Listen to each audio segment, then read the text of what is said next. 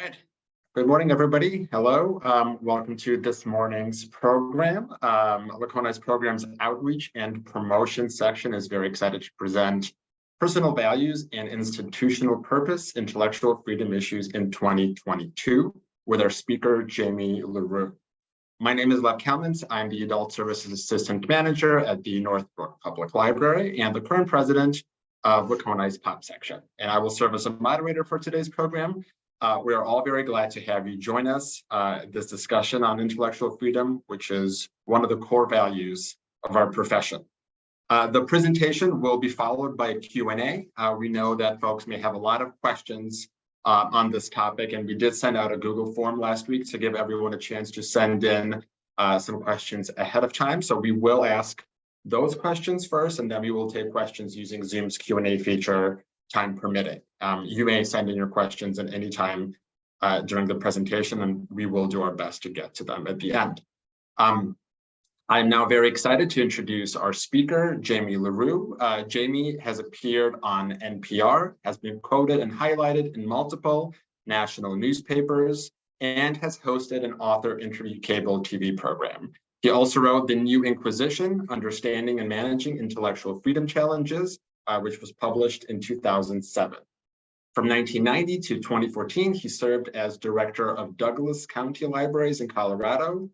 He is the recipient of many awards, including the Colorado Librarian of the Year in 1998, as well as the Julie J. Boucher Award for Intellectual Freedom in 2013. For 2 years, he served as the executive director of ALA's Office for Intellectual Freedom and the Freedom to Read Foundation. Currently, he is the executive director of the Garfield County Public Library District in Colorado. So please join me in welcoming our speaker, Jamie LaRue. Okay, well, thank you so much, Lev. I appreciate the chance to talk once again to Lacona. So let me just kind of jump into this. This is who I am, and that's an email where you can reach me after this presentation is over, and I warmly invite you to do so. So I'm going to start by talking just briefly about values. When I went to work for the Office for Intellectual Freedom, I kind of, poked into a bit to find out what's the story of ALA. And they were founded in 1876, so 100 years after the Declaration of Independence. And this was the motto that guided them for quite a while. Best books for the most people at the least cost. Very pragmatic, not particularly inspirational.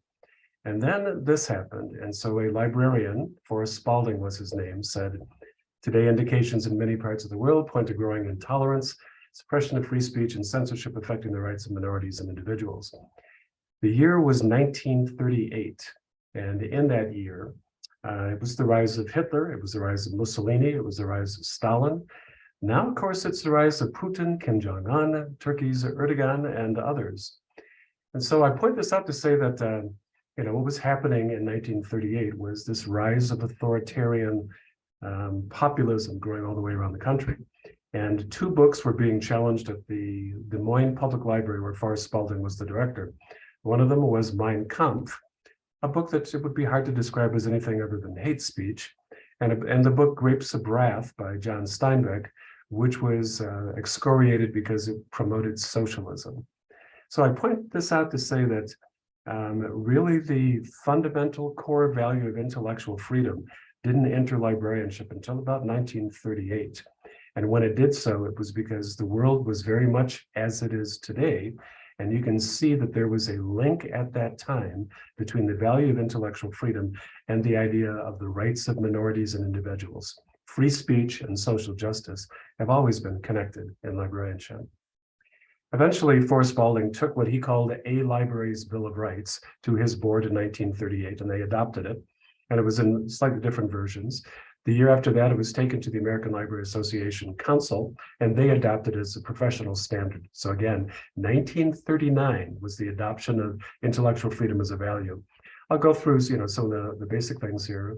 The essence was, Article 1 was the materials are not going to be excluded because of origin, background, or views.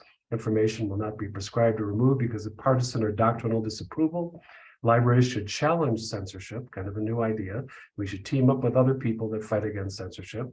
And then this number 5, for the first time we began to articulate what looked like patrons' rights. But not only was the library going to provide the things that, as Forrest Spalding said, Yeah, Mein Kampf is hate speech, but if people had known that this was going on around the world, if it hadn't just been rejected as foreign, perhaps America could have stepped into the war earlier and saved some of the 6 million Jews that died in the Holocaust.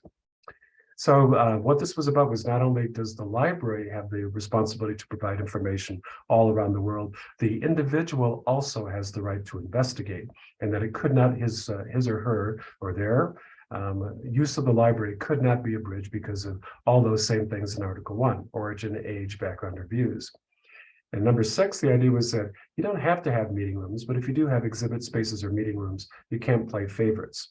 This has kind of been disparaged as the false doctrine of neutrality, but fairly straightforward and a daring effort for the time, where they would say, you can't make the meeting room available to the Republicans and deny access to the Democrats.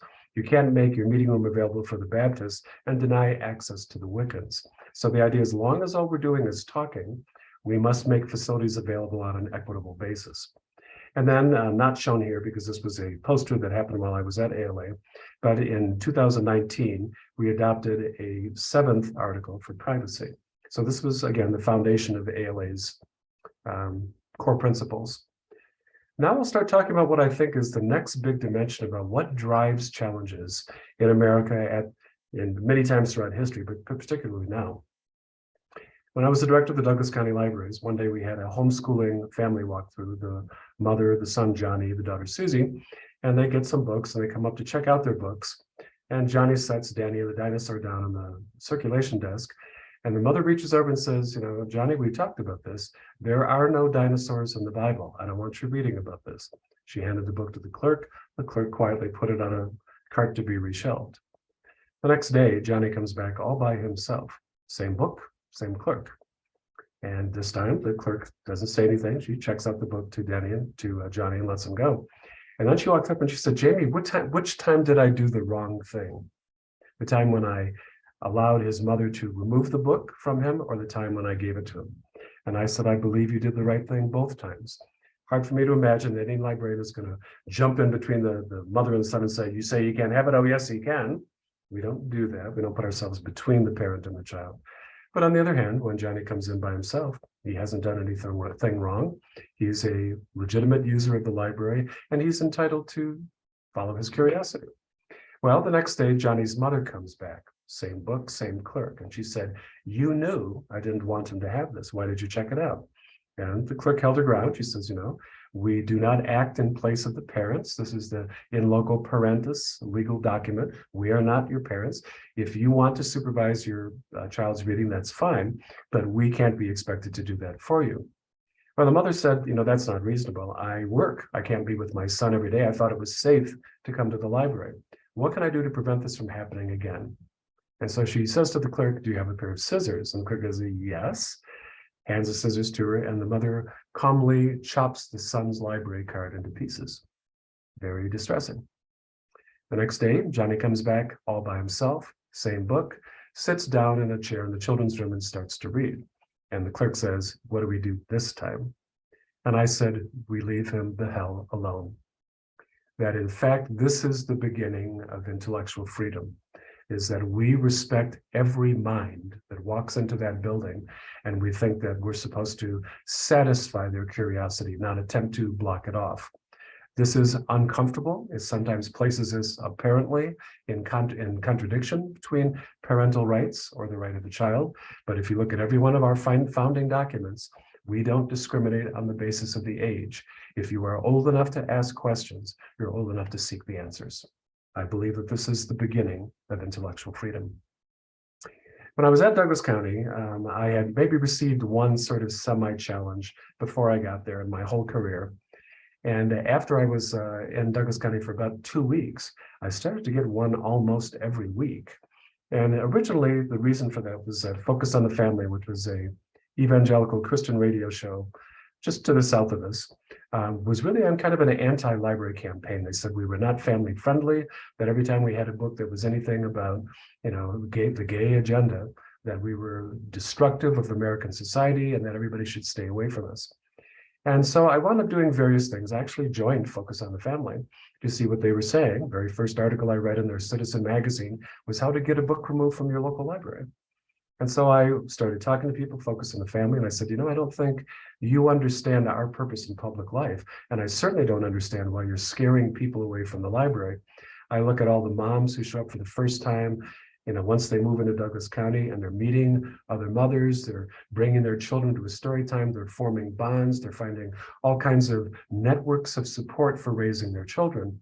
And to scare them away is to deny them access to a pretty powerful family-friendly support. Well, they didn't really get it, but I eventually worked out a kind of understanding with many of the Focus on the Family people. They would come in and say, we just want a place at the table. And I would say, fine, I'm pulling out a chair. But now that you're here, you can't tell everyone else to shut up. It's kind of like Thanksgiving.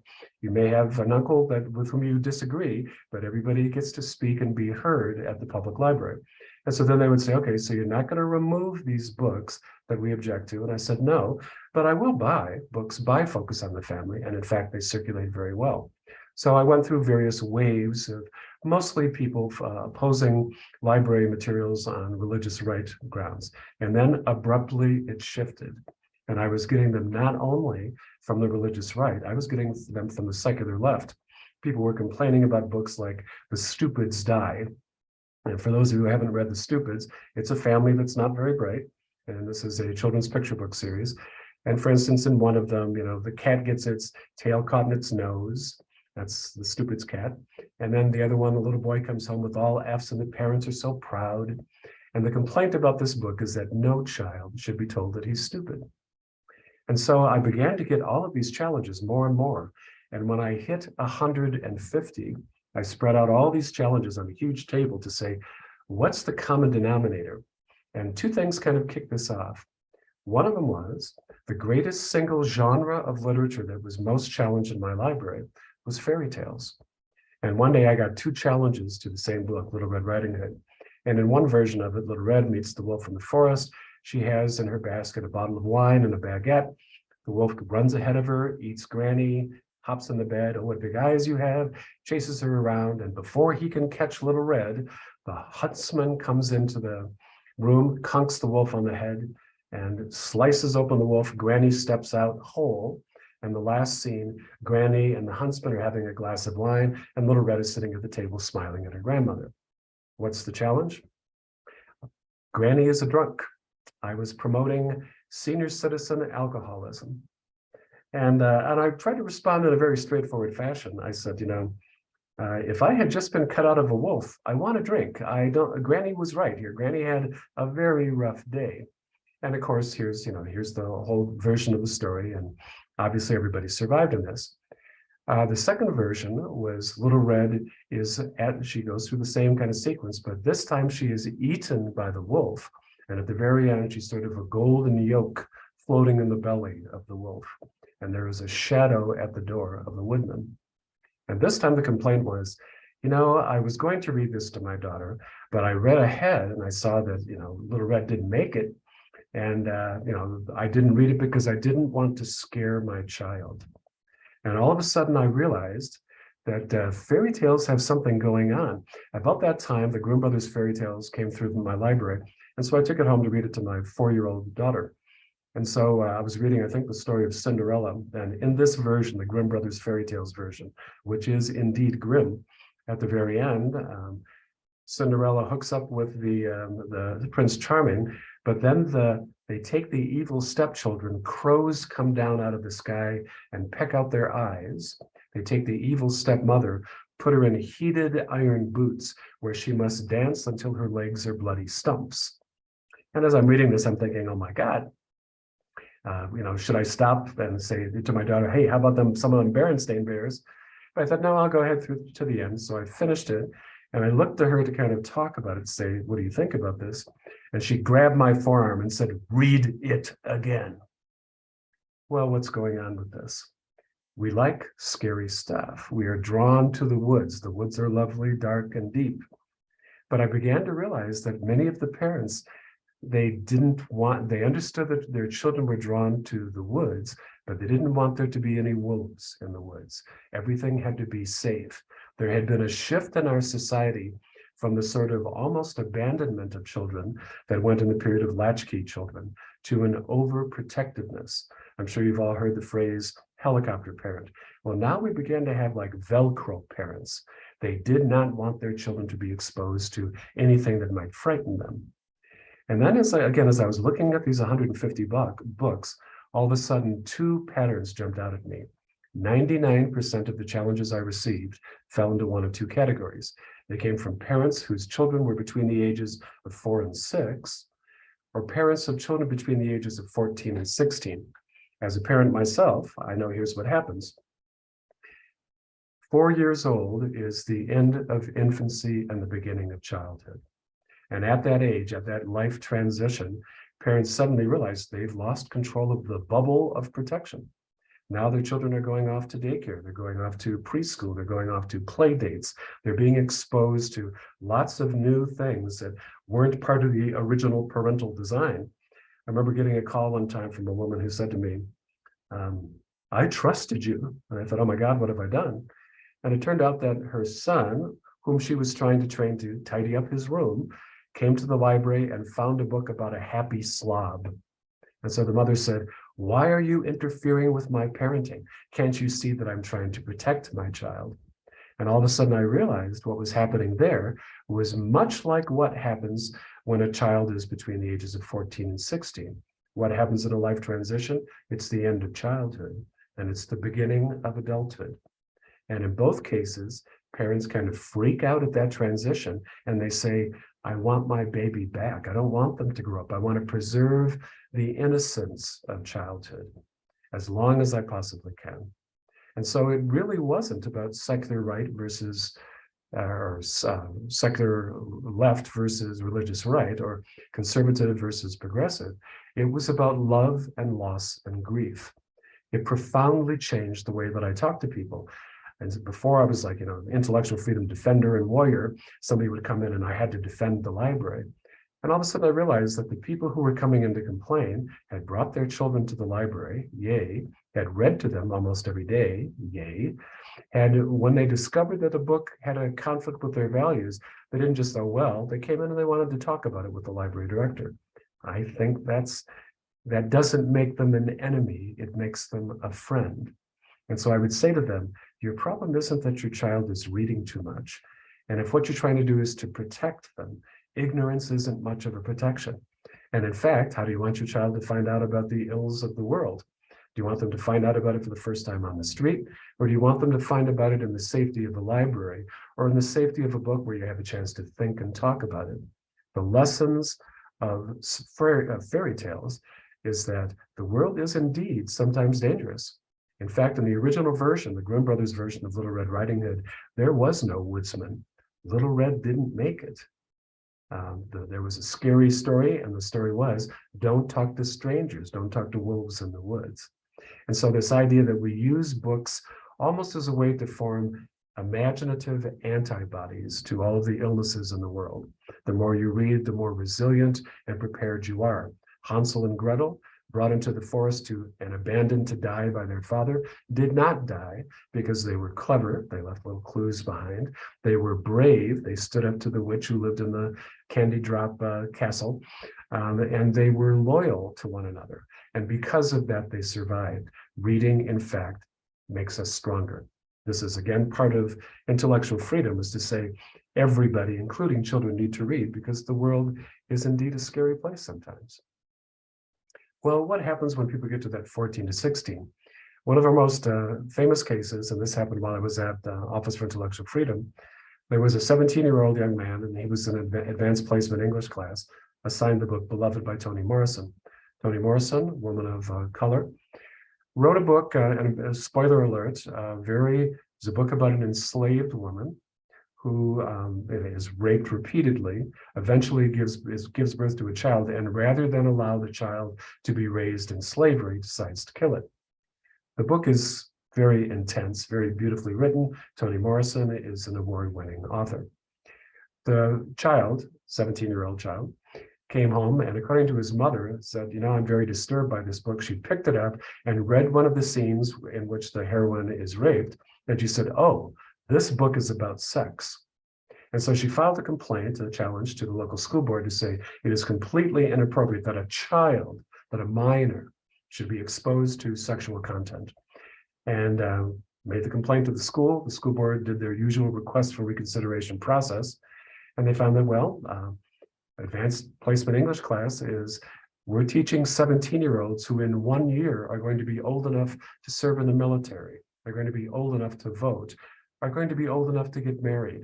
At what point do we begin to talk about our very conflicted racial history in America? And then the other point that I wanted to make about this is that, please note, beloved is not about sex. It's about enslavement. It's about slavery. It's about oppression. It's about something much, much deeper than the complaint. And I have learned over time not to trust the original complaint, because almost all the time the complaint is an attempt to diminish the deep meaning of the book and the deep purpose of the book. Well, after the school decided not to remove the book, they said, we think it's perfectly appropriate. The woman then did something that has become more common. She went to the Virginia legislature, and she managed to get some sponsors, and it passed in the House, it passed in the Senate, and it was the beloved bill, which would require every high school teacher to send out a list at the beginning of the year. These are all of the books that have any sex in them. And if you don't want your child to read them, let us know, and we have to give them an alternative. Clearly an effort to intimidate teachers, to say that no, quote, graphic sexual content, even though that isn't what it was really about, could be taught in high school.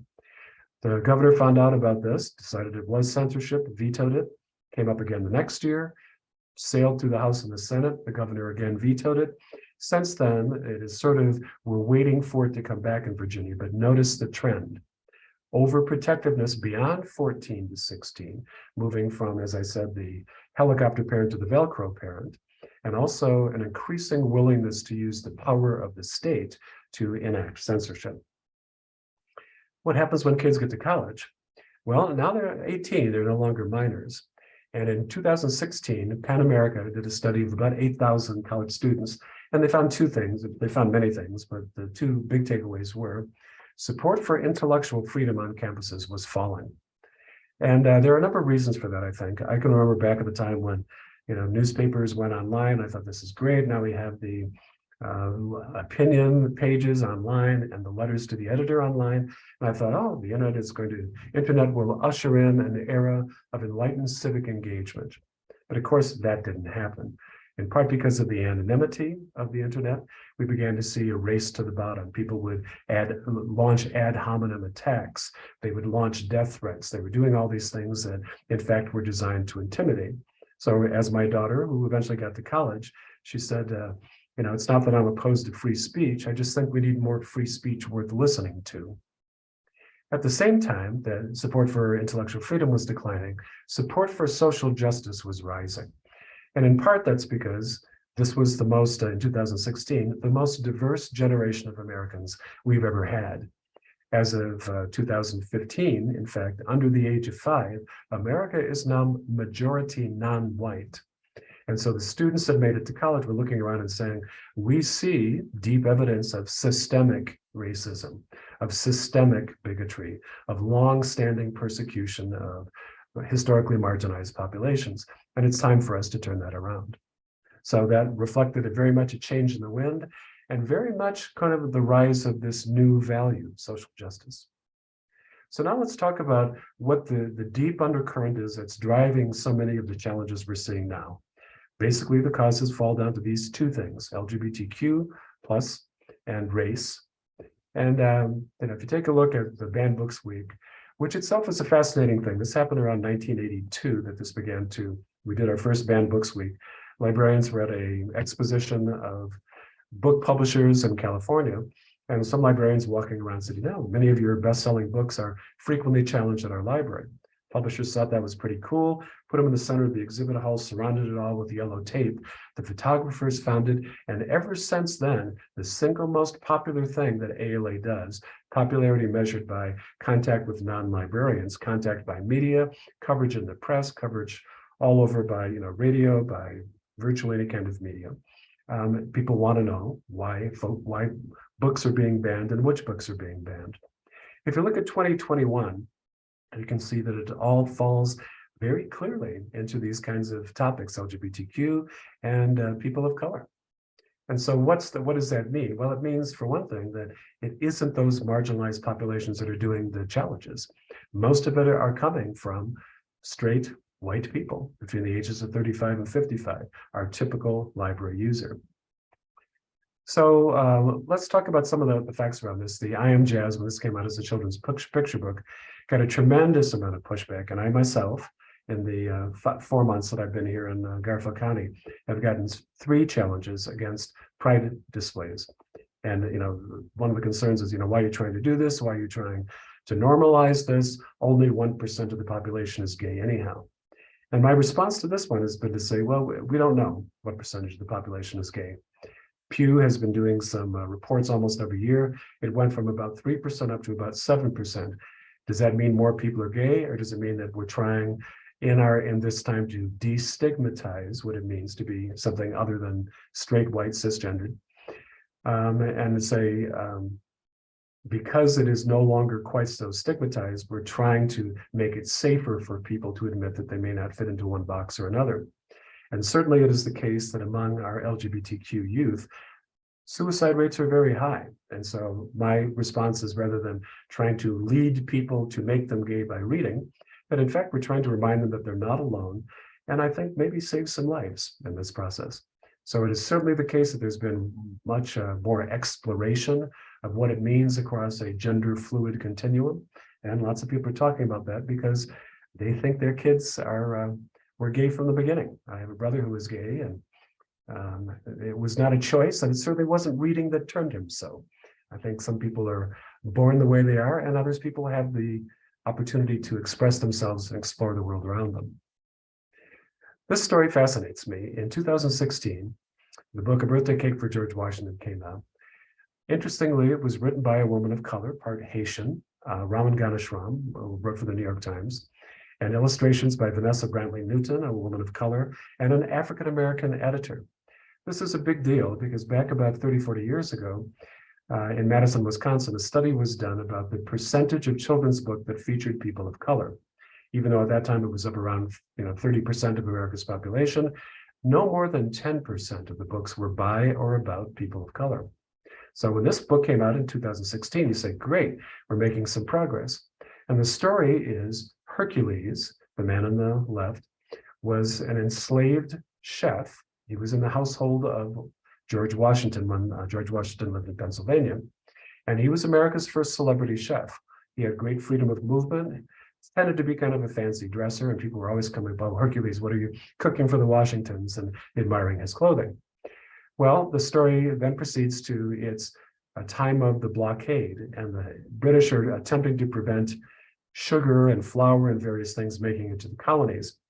It's about to be George Washington's birthday. What does America's first celebrity chef have to do? He has to make a birthday cake, but there's no sugar. So most of the book is about Hercules and his daughter, pictured here, working in the kitchen, trying to come up with some sort of response. Ultimately, they cook a cake that has honey in it instead of sugar. Last picture, happy ending. George Washington has his arm around Hercules and said, you really are the best chef in America. Authors afterward. Hercules escaped. Hercules was part of this household of George Washington, and many of you may have heard George Washington manumitted his slaves upon his death.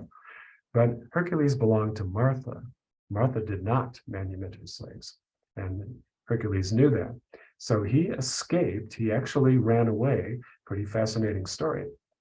Years later, people went up to the daughter and they said, how do you feel about your father just leaving you like that? And she said, at least he's free. Well, I would submit to you that that's a pretty nuanced story. This is a story chosen by, written by, edited by, illustrated by people of color, a story they wanted to tell. Scholastic put it out and said, okay, it passes the historical background check. But when the book first came out, it got a couple of so-so reviews, and some libraries picked it up. But then there began to be a social media campaign against it, primarily led by people of color. And so on Twitter, the campaign would be, hashtag smiling slaves. And the concern was, you're showing these people like slavery must not be so bad. Look, they're smiling, they're happy, they're looking at each other, you're just trying to make slavery acceptable.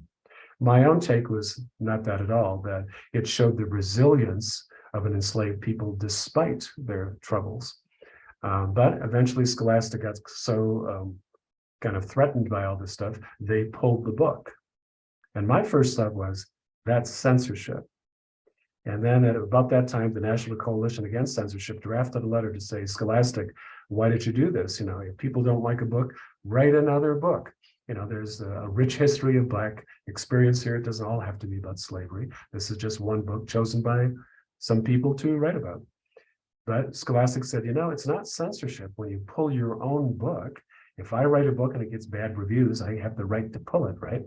Who owns the copyright to the book? Not the author, the publisher. And so the publisher in this case certainly has the right to withdraw a book. Well, I got so kind of fascinated by this that I went out and tried to buy it the very first day that I heard about this, but they were all gone. All had been removed from every bookstore in America. And because of a tax decision called the Thor decision, publishers don't keep a lot of back stock in warehouses because they have to pay taxes on it. So these books were destroyed. Well, when the National Coalition Against Censorship wrote a letter protesting this, I said, yeah, I think I'll sign that. And one of my staff said, you should first talk to Jody Gray, who was at that time the head of the Office for Diversity, close enough, at ALA. And I said, did you hear about this? She said, oh, yes, I did hear about this. And I was so glad they pulled the book. And I went, huh. I said, I accept diversity. I accept social justice as one of my values. But in this case, intellectual freedom seems to have primacy. And she said, well, Jamie, intellectual freedom is one of my core values too. But in this case, I think social justice is more important because we have never properly examined the role of racist stereotypes in literature. And at least now we're talking about it. So Jody and I then spent the next year or so trying to model, how do you have this conversation about two core values of librarianship, freedom of speech, social justice. And it's not just one or the other, and it's not one against the other, but there is sometimes tension and friction between them. Now let's talk about the next big surge. This is the politics of outreach. In 2021, October 25th, the Texas Republican State Representative sent a letter to the Texas Education Agency where he surfaced for the first time a 16-page spreadsheet that had 850 books on it. And he said, where did these books come from? How much money have you spent from them? No one has identified the exact source of that spreadsheet, but among the books is mostly LGBTQ, mostly people of color. And then the two other interesting bits is there are books about teen sex education and books about teen legal rights. And so under the guise of parental rights, and then under the guise of being greatly concerned about critical race theory, which is taught by no public school in America, but is more of an academic discipline that grew out of African Americans talking about legal theories in the 70s. But you can see this quote here, a bill that bans teaching any materials that could make somebody feel discomfort, guilt, anguish, or any other form of psychological distress on account of the individual's race or sex. And you see here again that what's happening in this moment is you've got a group of people trying to pressure schools in particular to remove things that challenge kind of the status quo. And I'll come back to that. So in 2021, we began to see the greatest surge of challenges that has happened in the United States since the founding of the Office for Intellectual Freedom, and perhaps before that. The target is overwhelmingly school libraries. And the strategy is, instead of just one person who's upset about an individual title, this is 5, 6 parents who come in together with a number of books, often as many as 20 or 30 at a time, and they read the naughtiest bits they can find, always without context, almost always about sex, something that they think will make people squirm to say, oh my God, we can't even talk about this because it might be about anal intercourse, or it might be about fellatio, graphic sex that will do things that are never spelled out but are taken to be very, very bad. So again, it's context free. It's an attempt to reduce everything to just being about sex, when once again, the books are all LGBTQ and race, not one, but 20 to 30 titles. And then the other thing that's interesting is like, it's not just, we want to have a conversation about this, it's threats made to the board. If you don't immediately remove these books, we will launch a recall effort. Superintendents, you should be fired. Principals, you should be fired. Teachers, you should be fired.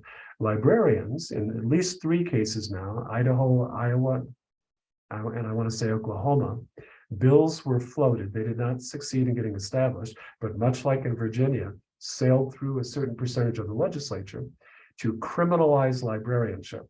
The worst of these is the Idaho ones, which is that if I complain about a book and say that it should be withdrawn, even if I don't have children in the school, there is a $10,000 a day fine against the librarian.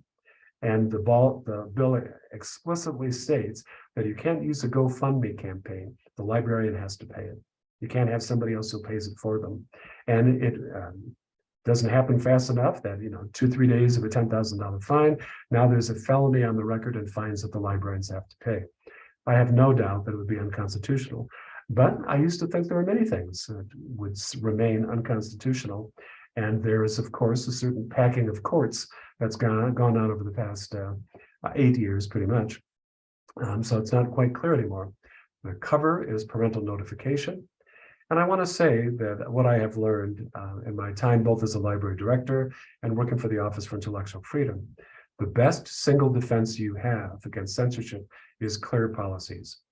Those institutions that do not have policies have no defense. There's not much you can do to support them. But if you do have policies, and people tend to look to ways to get around them, an example might be principals who pull a book like 13 Reasons Why because they're terrified of teen suicide. If you don't have policies, they can get away with it. If you do have policies, principals, administrators, library directors begin to recognize that they look even worse in the public. And so they tend not to try to appease. What I've learned, and this is a couple of interesting things, is an area where many libraries get this right, but not all do, is we need something like a public comment procedure. Typically, it works like this. If you're coming in to make a public comment, you give your name and address. You have a limited time, could be 2 minutes, 3 minutes, and you can say, and you can't give your time to somebody else. But so no matter who you are, you get X minutes, there's a timer that goes on. And some libraries are even saying, we have business to do, so we're going to give 30 minutes or 45 minutes to public comment, and then we'll carry it over to the next meeting. And you can't take action during the meeting. That is to say, when people are coming into public, you're not trying to force knee-jerk sort of reaction. Public institutions need time to think about things. So no action will be taken during a meeting. And one of the things I've learned is that a technique used by many people is they come in and say, while this is being reviewed, you have to take it off the shelf. Well, that's kind of basically the heckler's veto. If you have to pull a book every time I complain about it, I just keep complaining about it and nobody has access to it. So I really think, by the by, I think I skipped this on my last slide, the real thing that's driving all these public comments is not just this kind of 4 to 6 and 14 to 16 thing. This is so organized, basically by 3 groups: Moms for Liberty, Catholic Votes, and in many cases, overtly, the Republican Party. So this is very political, and I believe that the reason we're seeing that surge right now is to rile up a base for midterm elections. But best protection, again, is public policies. I want to tell a couple of stories about how this works. This is a story from Illinois. There was, so this is back around 2018, I want to say. And so there was a woman who'd been in a rural library for a long time, moved into a somewhat larger town, new library director for the first time. And while she was there, some of her children's staff came up and they said, we just got a call from this guy, and in our town, he's a drag queen, and he heard about drag queen story times, and he wanted to give back to his community. So he said, would he be able to do that? Could he come and do a drag queen story time? And the director says, well, go talk to him, see what you think about it. So they came back and they said, he's fantastic. He is a flamboyant man. He's a makeup expert. He's funny. He read some books that he's already chosen. We have copies of the books. They're all, very well regarded. I think it'd be a great program. And the assistant director says, well, nearby us here, there's a university town. I'll go see there. They've got a drag queen story time coming up by the public library. And she came back and said, there were 250 kids. They had a great time. It was made clear that that's what it was ahead of time. It wasn't a library sponsored program. It was just somebody in the community. And I think it would be fine. So the director says, okay, we'll do it. Let's proceed. So they began to advertise in the usual way. And once they got on Facebook, 11 Facebook moms got very upset about this, posted and tried to lead something online. And eventually each of the 11 called the library director. One of those calls went like this: we know you're new to town. In fact, we know where you live. We know which house you bought. And we just don't think you understand what the library is supposed to be in this community. We're not that kind of a town. You've completely overstepped this. You've, undercut the years of support for the library. You're making a terrible, terrible mistake. You've got to stop this program. Well, that kind of freaked her out, particularly that we know where you live thing. And so she backed off. She said, okay, we're going to cancel the program. Well, then one of her staff members called the Office for Intellectual Freedom kind of to report this is a cancellation of a program. So I called her. I said, I've been through a lot of pressure myself as a library director. Tell me the story. And she did. And I said, so I have 3 questions for you. The first one is, how did that decision to cancel the drag queen storytime affect the 11 moms? Did that appease them? Did they stop calling you? And she said, well, no. Now I probably get 3-4 calls a week from at least 2 or 3 of them. She said, because I think what I've done is I convinced them that they were right. I didn't know my job. I didn't follow our own policies, but I taught them that I could be bullied. And now instead of having won them over, I have a group of people that feel like they have to double down and keep getting me to block things. I said, how was your relationship with your staff? And she said, well, I think they feel betrayed. I assured them that they could proceed, and at the first sign of trouble, I folded. And I said, and how do you feel your relationship with the queer community or the drag queen community in your town is? And she says, yeah, I've done some damage. I have something to repair there. And I mention all of this is because in the moment, and I want to assure you, often when these challenges come in, they can be deeply personal. There's a woman in Louisiana Louisiana or Alabama. She's the school librarian of the year. She's the head of the School Library Association, and she was called a pedophile and a groomer. And so she decided she was going to actually sue the people on the basis of libel that were saying these things about her. But I know librarians that have gotten death threats and their kids have been threatened. And so this notion, if I can just appease, it'll go away. But appeasement doesn't work. The better answer is to stand your ground. I have to tell you one of my other favorite stories. I had a branch manager one time. A woman comes in and slams a book on the desk in front of her and said, this book is filth. And without batting an eye, the branch manager reaches over, pulls the book off the whole shelf, sets it down next to the first one, and she says, and this one's worse. And what I like about that was that instead of getting all defensive, they just had this conversation about what's going on with publishing today. And so it's okay for people to disagree, but once you back down from this kind of pressure, you are encouraging the bullying that drove it. And I see there's some questions here, but I'm going to try to capture all the questions at the end because I have to sort of stop sharing screen to see everything. Another story, Wendy Campbell, the woman here in the center, was the new director of the library in Darby, Montana. And Darby had about 1,500 square acres and about 1,500 people. And when she got there, they were all ranchers, they were all white. And she said, I think maybe one of my responsibilities here is to bring the world to our community. And so she reached out to the Humanities Council and said, have you got any good speakers? And the Humanities Council said, yeah, we've got an African-American cowboy. So they sent him out, 25 people came, and he talked about what it was like being Black and growing up in Montana. And there was definitely discrimination, but he was a ranch hand just like everybody else. And so he says, hey, I'm a Black Montanan. So she reached out to the next program, and it was a Chinese American. And he says, yeah, my people came here to Montana to build the railroad, and we have a huge storied history about that. He says, and then there was a period of extraordinary discrimination against Chinese, and talked about that a little bit. He says, but like you, I'm a Montanan, so I've got this kind of background, but I don't think about it all that much. I do think about it sometimes. And then they brought in the third one, which is Samir Bitar. And he was the professor of Arabic languages at the University of Montana. And he was going to come and talk about what it meant to be a Muslim Montanan. But this time, there was someone in the community, a returned Afghanistan veteran, and he said, oh, no. He says, I know what this is about. Muslims hate America. This is an attempt to destroy our country. This is an attempt to proselytize. Why are we bringing in somebody of another faith? Why do we bring in a Christian, for example, to be a speaker? Well, Wendy says, why don't you come and meet with my board? And he explained all of his concerns. And they said, well, we're not trying to proselytize, but it's just when somebody talks about Christianity, we understand the difference between a Catholic and a Protestant. Catholics have, a Pope, we know that much, but we don't know much difference between the Sunni and the Shia. So this is education. This isn't proselytization. Well, he didn't buy it. He said, no, I'm going to continue to protest, and it could get violent. So Wendy then she did what a good library director should do. She did a lot of research, and she reached out to the sheriff's department.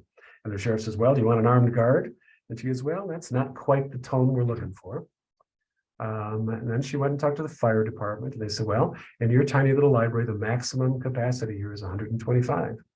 And you'll have to, by doing that, you'd have to close the library, move the stacks out to get maximum number of chairs. And this is not a large library. And then she went and spoke to the League of Women Voters, and she called the Office for Intellectual Freedom. And so here we are on the day. She goes in at 5 o'clock for the 7 o'clock program, closes the library, moves all the shelves over, puts in the maximum number of chairs, has a roll of 125 tickets so she can go outside and let in exactly 125 people. When she opens the door, she sees 500 people, a third of the population of the county, waiting to get into this. She handed out the tickets, and then all of her board members came out carrying trays of hot cookies and hot cocoa. They made strong eye contact with everybody who was unable to come in. And they said, we're so sorry you couldn't come in. Have a cookie. And so then this principle about making eye contact with somebody is the same principle about why there used to be greeters at Walmart. It turns out that if somebody makes eye contact with you when you walk into a space, you feel that you're kind of being watched and you are on your best behavior. So then everybody came in, and Wendy handed them all 5 note cards. And she said, as you have questions, just jot them down and pass over to me, and I'll flip through them to make sure that we're not duplicating. And I promise you, I'm not going to dodge the hard questions. This is a trick from the League of Women Voters to prevent somebody from standing up and, in the guise of asking a question, deliver a diatribe that goes on for half an hour. So she says, okay, here are your 5 cards. And then she got up in front of the group and said, welcome to the Darby Community Public Library. Here in America, land of the free, you're free to believe anything you please. No one can tell you what religion you have to believe. Here in America, home of the brave, we're not afraid of new ideas. We want to learn. And out here in Montana, we believe in something we call Western hospitality. Please join me in welcoming our speaker. Well, what was so brilliant about that, I think, that what Wendy did was she kind of stepped around the conflict to build a larger frame of shared values, the things we want to believe about ourselves, that we are free, that we are brave, that we are hospitable. So as the time went on, Samir Buttar gave his talk. Some tough questions came in. One of those cards was, isn't it true that the Quran says you shall kill the infidel? And again, Wendy is reading this and reading it respectfully instead of in an aggressive fashion. And Samir Buttar says, no, it doesn't say that. It says, we shall kill the infidel invader. And surely we have the right to protect ourselves, because this was a period of crusades where people were coming in and attempting to wipe out our faith. So the program went on about an hour past the time it had been scheduled. Finally, Wendy says, okay, thank you. Please give a round of applause for Samir Buttar. And they did very warmly. And he said, no, give a round of applause to the librarian who made this fascinating conversation possible. And she got a standing ovation. The next day, the front page of the paper, which I think they thought was going to be riot breaks out at community library, instead said meaningful conversation. Because after it was over and they went up and they were talking to people, they said, what did you think about today's meeting? And they said, well, we have heard a lot about this, of course, but we didn't want to just go to a meeting where people were shouting at each other. We have such a thirst to have meaningful conversations. And so I recommend this as what I think is an appropriate response for a library, not to ignore the conflict, not to try to appease it. Step into the heart of it, establish rules for civic and civil dialogue, and model adult behavior. Because I think she's right. I think Wendy's right. We do have a thirst to talk about things that are important.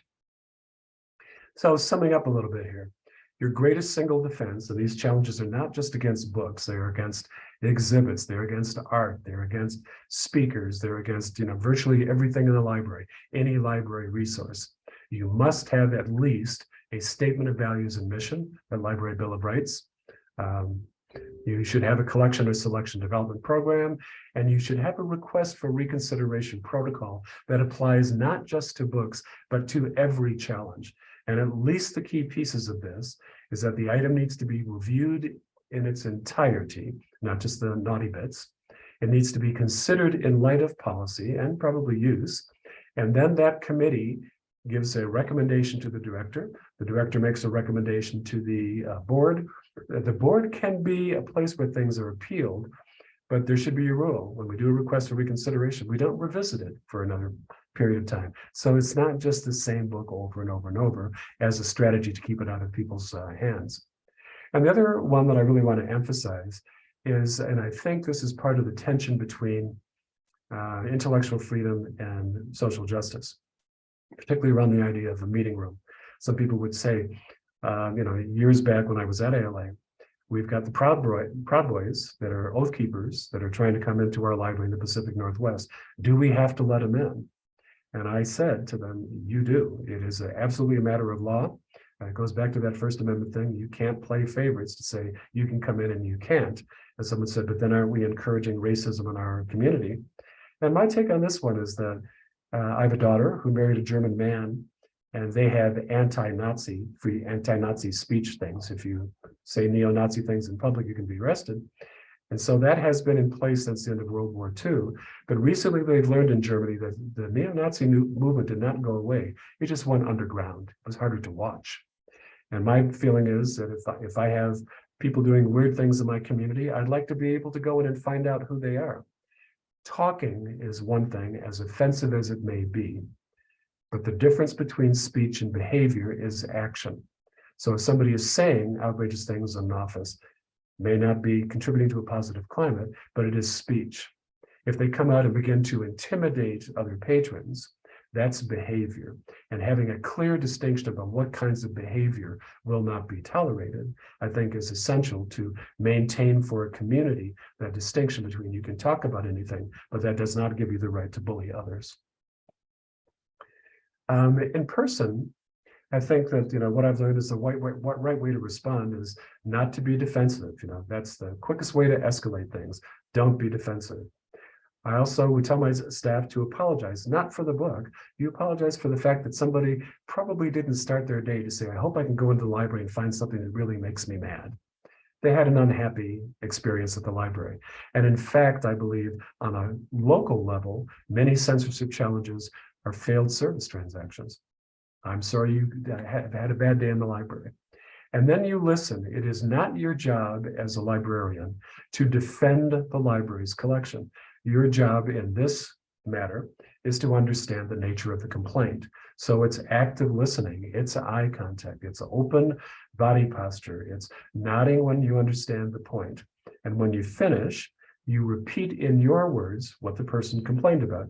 So you believe that any book about gay children is inappropriate for a child, and it does not belong in the children's room. Notice there's not a judgment there. There's not an agreement. Do I understand you correctly? 95% of library challenges disappear there. They were treated respectfully. They know that you got it, and you could say it back to them. Then the next step is to say, okay, what did you come in looking for? Well, I came in looking for books about trains. We have books about trains. Let me show you where they are. And that redirection from a failed service transaction to a positive one is one of the ways to, again, restore some of the trust that exists between patron and librarian. But in some percent, I don't know, it varies with the community, that's not going to work. And they're going to say, no, I want to take this further. I want to refer this. So then you give them the request for reconsideration form. In writing, what I typically do is I say, thank you for your concern about the community. Here's the issue that you raised in case you forgot it. Here's the context. Often I would write about what's in the children's collection isn't because of the content, it's because of the format. Children's books deal with every difficult issue you can possibly imagine, as in the case with Grimm Brothers fairy tales. Then you say, here's my decision. I'm keeping it, I'm recataloging it, I'm removing it. And I have removed books that we should have weeded anyhow because of condition or because of just being dated. My quick story about that one is we had a book called Should You Kiss a Boy? And it was written in 1957. And the question was, if you're in 4th grade and a boy wants to walk home with you and carry your books, can you kiss him? Thank you. And the answer, of course, in 1957 was no. It's okay if he carries your book, but no kissing.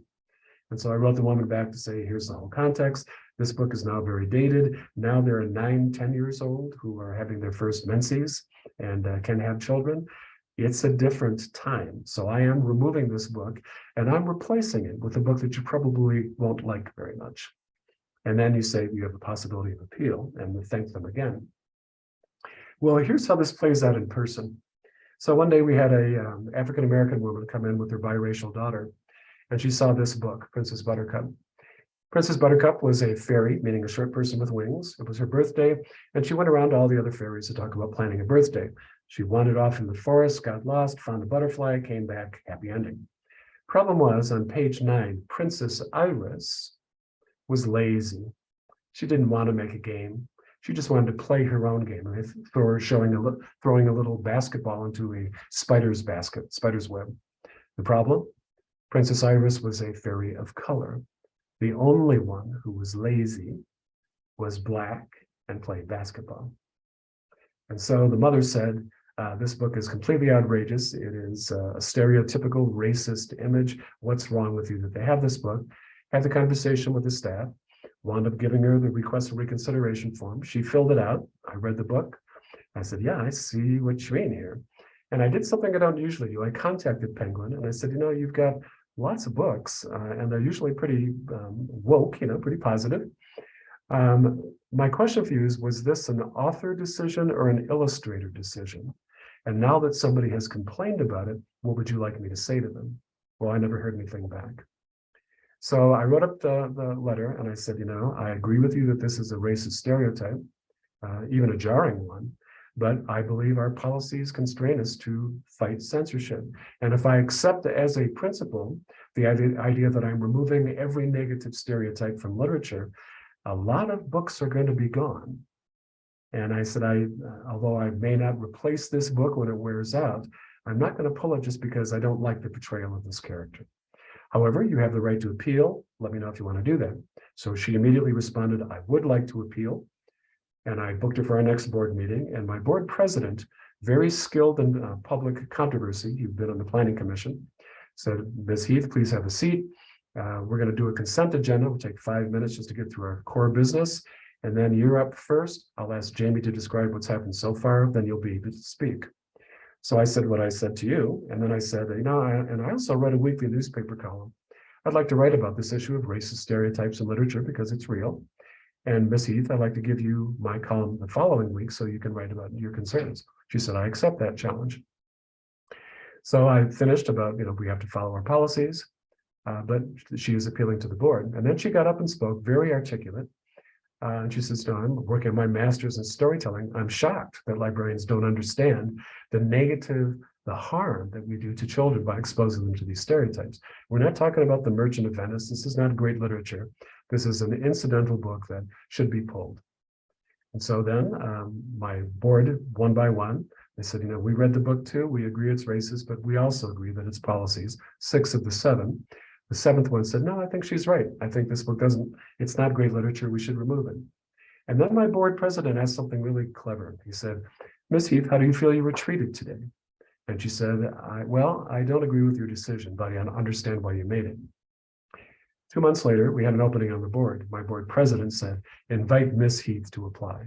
We did. She interviewed very well, got on the board. 2 years later, she was the board president. Someone came in to say, I'm objecting about this R-rated video that my 17-year-old son was able to watch, Schindler's List. And she says, no, we are opposed to censorship. Here is our process. And I thought, yes, we've, made her see the light. We have recruited somebody to the library standard. And then shortly after that, she was walking through a bookstore, saw that her daughter says, oh, Mom, look, I found that book. She goes, oh, that book. It opens it up. And now on page 9, it says, Princess Iris made a game from the party. She was no longer lazy. She was part of the social group. And so I mention all that to say, I think this is the right way to do it. We treated the original complaint with seriousness and with respect. We listened to the complaint in front of the board. She was invited to sit at a seat of power, made it all the way to the top, understood the value, and we affected the publishing environment. The goal here is not to win the argument. The goal is to win the relationship. You're looking for respect and service that you can be proud of. And my final theory about this, I think close to my last slide here, is that libraries straddle time, and our collections reflect something like an ongoing cultural consensus. What that means right now is most of it's written by white people, and most of it has this kind of a cisgender sort of focus to it. How does society change? Change doesn't come from the mainstream. It comes from the fringe. And when I sat down to take a look at someone complained about gay literature, and he said, why aren't you promoting families? So I actually did a study. What do we have about LGBTQ? What do we have about parenting? And 97% of our collection is ongoing cultural consensus. And the 3% of the new voices is where change comes in our society. There is often agreement. The left will say, the right, they say, well, we like that 97% majority. You don't have to talk about the slavery or talk about the Indian genocide, but the past that we like, fend off those new voices. And certain people on the left will say, well, get as many of those new voices as possible and go back and purge the past. I would recommend to you a book written, I think in the 50s or early 60s by Eric Hoffer called The True Believer. And he said that at either end, the true believer, the one who says the cause must matter and the other side must be silenced, are more alike at the ends than they are in the middle. But let me be clear, some of the voices that we have that talk about censoring our own past are by far the minority. The vast majority of challenges against libraries are coming from the right, and I think that's intentional. If you're interested in following what's going on with intellectual freedom, strongly recommend go to OIF blog. It will get you to your target heart rate every week. A reminder that if anybody challenges your library, do report it to the Office for Intellectual Freedom. It's a professional responsibility and it helps us keep track of what the issues are. Okay, so I will stop pausing. Again, you can reach me at jlarue@jlarue.com, and I'm happy to take some questions. All right. Sorry, Lev. Oh, no, thank you so much. We do have a couple of questions that came in the Q&A feature here, and we're going to try and go through the questions that we had submitted, folks submitted ahead of time, and hopefully there's a little bit of crossover. So I'm going to do my best to kind of make sure that we don't have too much. We're not asking the same questions, but the first one is, in attempting to build a balanced collection, how do you deal with requests for materials that incite hate, perpetuate negative stereotypes, and are otherwise harmful? Sorry, Lev, I had a little coughing spell there. Can I ask you to repeat the question, please? Yes, absolutely. In attempting to build a balanced collection, how do you deal with requests for materials that incite hate, perpetuate negative stereotypes, and are otherwise harmful? Okay, well, should your library have a copy of Mein Kampf? And I guess I would think that selection, the purpose of this one is to say, if people are trying to understand the world around them, do we make it possible for them to explore those choices, those real philosophies that are out there, or do we say that we're going to block them? On the other hand, something like, people have said to me, Amazon has a series of these Holocaust denial books, do you buy them? It's like, well, is there any particular demand for them? I don't feel like on our shelves we can make room for every single voice. We don't have enough space to do that. And in fact, many of these things have been found at the, fundamental falsities at the core of it. Hitler never called for genocide. Yes, he did. You can YouTube the video. And so I think it's the same sort of thing. Why are people asking for it? What is the reputation of the author? What is the nature of the discussion? If somebody is exploring the history of racism in America, should they have access to some of those core texts? I think they should. And so again, I underscore that one of the huge fundamental premises of intellectual freedom, as you say, having it in the library isn't an endorsement of it. It enables you to explore the world around you. And I think that sometimes we had better take a look at the dark sides of the world. I mean, kind of similar to that. So what are some things a library can be doing to proactively educate and engage its community in the preservation and defense of intellectual freedom before or if challenges arise? Well, I think it's a really good idea to try to make a presence known in your local medium. So if it's a newspaper, I found that writing a weekly newspaper column was a very powerful thing for me because it gave me a way to talk about things before the crisis hit. And I think that, interesting to say, most of the libraries, of the some 16,000 libraries in the United States, are in rural areas. And those areas tend to be fairly conservative. And I've seen in a number of cases now where some of these libraries will begin, it's a Pride Week, it's a Black Lives Matter. And at some point the community says, okay, we get that these are issues and the things that people are talking about, but it's not our only issue. Is the library becoming, you're carrying a particular political viewpoint. And so I think being very upfront about this to say, much as Wendy did, we're bringing in somebody who has a perspective that's not yours because you know what your perspective is, but then to model ways to tackle important issues in some sort of a safe environment, as Wendy did. These are the rules, here's how we're going to engage with each other, and we're going to have meaningful conversations. So I think that this is something that should happen not just at Banned Books Week, but all year round. Rather than only respond to threats, you know what? I think this question is kind of very similar to what you just answered. So I'm going to, for the sake of time, in a largely homogenous, conservative-leaning community, social justice is treated like a dirty word, and our library managers tend to be apprehensive over considerably controversial issues. What can my library do to support and foster the needs and interests of minority, cultural borderline groups in this community without alienated conservative donors and patrons? Can this even be done? Yes and no. Meaning I've seen it done correctly sometimes, I've seen it done poorly, and sometimes the person has done exactly the same thing. My take on this one is that I think there is a danger of being cast as being partisan. We have to figure out what's the language that kind of skirts around some of these issues to get at deeper underlying issues. And one of the things I've been trying is that, in part, I think that notion that we reflect our culture, we're a mirror, we hold up the mirror to it. You don't like what you see, it's not the mirror's fault. It's what's going on in the whole culture. And get people to understand that it's always a time of change, and a library is a place where it's okay for you to explore. I think that message is good. And I think the other one is that, we collect the human story. I think there are two kinds of things that happen. I remember defending a book that was about, Daddy's wedding. And my defense of it was that, we didn't buy this to offend you, like the famous sayings of a good library is something to offend everyone. We said we didn't buy it to offend anybody. We bought it because a mother came in saying, my husband left me for another man, and I'm trying to figure out a way to talk about this with my 6-year-old. There's a book about it, would you get it? And so reminding people that there are many folks in our community who are gay, who are people of color, who are human beings in our society, and that we collect the whole human story. So it could be somebody wants to come in and find their story. Muslim family moving into a largely Christian area. That's very powerful to find that representation. But it is also the case that sometimes you're looking for something that is completely other. I have a friend who was a storyteller. She came in, she was raised in this kind of Irish background, found African stories, folktales that she absolutely loved. Sometimes you're finding something in the library that's not part of your culture that you're looking for. So again, just this whole notion is that we believe in the value and the power of human curiosity.